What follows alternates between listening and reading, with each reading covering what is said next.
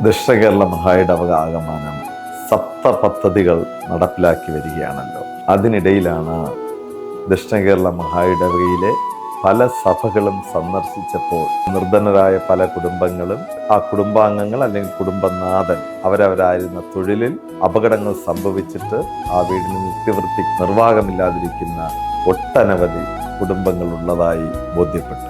അതിനനുസരിച്ച് മഹായിടവക officers vice chairman reverend doctor Princeton ബെന്നച്ചനുമായി മഹായിടവക ട്രഷറർ റവറൻഡ് ഡോക്ടർ ക്രിസ്റ്റൻ ജയരാജനുമായി ചർച്ചകൾ നടത്തി ദക്ഷിണ കേരള മഹായിടവകയായി തന്നെ അങ്ങനെയുള്ള കുടുംബങ്ങളെ കണ്ടെത്തി അവർക്ക് സ്വയം തൊഴിൽ ചെയ്യുവാനുള്ള പദ്ധതികൾ രൂപപ്പെടുത്തുവാൻ ആലോചിച്ചു. ആ ആലോചനയുടെ ഫലമായിട്ട് ആദ്യമായി കഴിവൂർ ഡിസ്ട്രിക്റ്റിലെ കോട്ടുകാൽക്കോണം സഭയിലെ ഷിബു എന്ന വ്യക്തി താനായിരുന്ന തൊഴിലിൽ തൻ്റെ കൈകൾ സ്വാധീനമില്ലാതാകുകയും ഒരു കാല് സ്വാധീനമില്ലാതാവുകയും ചെയ്തതായിട്ട് ബോധ്യപ്പെട്ടു. ആ കുടുംബത്തിൽ 2 മക്കളാണുള്ളത്.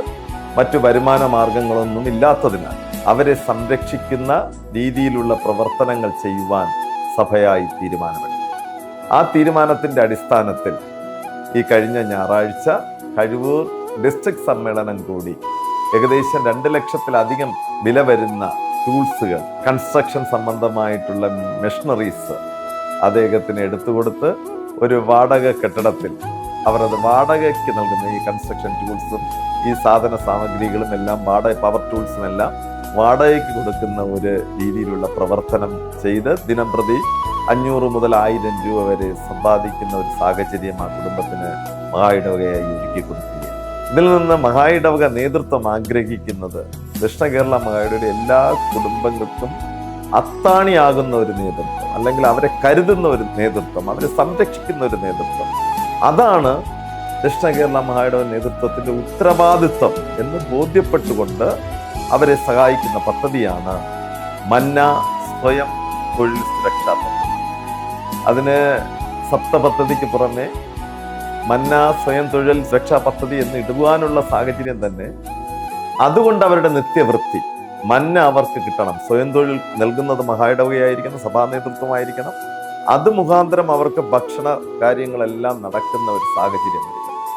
ഇത് ദക്ഷിണ കേരള മഹായിടവകയുടെ 80 ഡിസ്ട്രിക്റ്റുകളിലും ഇന്നാളുകളിൽ നടപ്പിലാക്കുവാൻ ഈ സഭാ നേതൃത്വം ആഗ്രഹിക്കുകയാണ്. ആർക്കെങ്കിലും നമ്മുടെ ഏതെങ്കിലും സഹോദരങ്ങളെ കൈത്താങ്ങുവാൻ, നിങ്ങൾക്ക് തന്നെ നേരിട്ട് ഏതെങ്കിലും ഡിസ്ട്രിക്റ്റിലെ നിർധനരായ ഇതുപോലെ ദിനവൃത്തി കഴിയുവാൻ സാധിക്കാതിരിക്കുന്ന സഹോദരങ്ങളെ സഹായിക്കുവാൻ ആർക്കെങ്കിലും ആഗ്രഹമുണ്ടെങ്കിൽ തന്നെ സഭാ നേതൃത്വവുമായി ബന്ധപ്പെടുക. നമുക്കൊരുമിച്ച് അവരെ താങ്ങായി അവരെ കരുതുവാനുള്ള നടപടികളുമായി മുന്നോട്ട് പോകണം. കാരണം ജീവകാരുണ്യ പ്രവർത്തനങ്ങളും ആതുര ശുശ്രൂഷ പ്രവർത്തനങ്ങളും നമുക്ക് മുഖമുദ്രയാക്കി മുന്നോട്ട് പോകണമെന്നുള്ള ഒരു അഭ്യർത്ഥനയുണ്ട്. സദൃശ്യവാക്യങ്ങൾ 3:27 പറയുന്നത് പോലെ നന്മ ചെയ്യുവാൻ നമുക്ക് പ്രാപ്തിയുള്ളപ്പോൾ അതിന് യോഗ്യന്മാരായവർക്ക് ചെയ്യാതിരിക്കരുത്. ക്രിസ്തുവിൽ പ്രിയരെ, നമുക്ക് ഒരുമിക്കാം. നമ്മുടെ കൂടെയുള്ള നമ്മുടെ സഹോദരങ്ങൾ കഷ്ടപ്പെടുകയാണെങ്കിൽ, അവർ ദുരിതത്തിലാണെങ്കിൽ, അവർ രോഗത്തിലാണെങ്കിൽ അവരെ സംരക്ഷിക്കുക വഴി ക്രിസ്തു ദൗത്യ പൂർത്തീകരണം നമുക്ക് നടപ്പിലാക്കാം.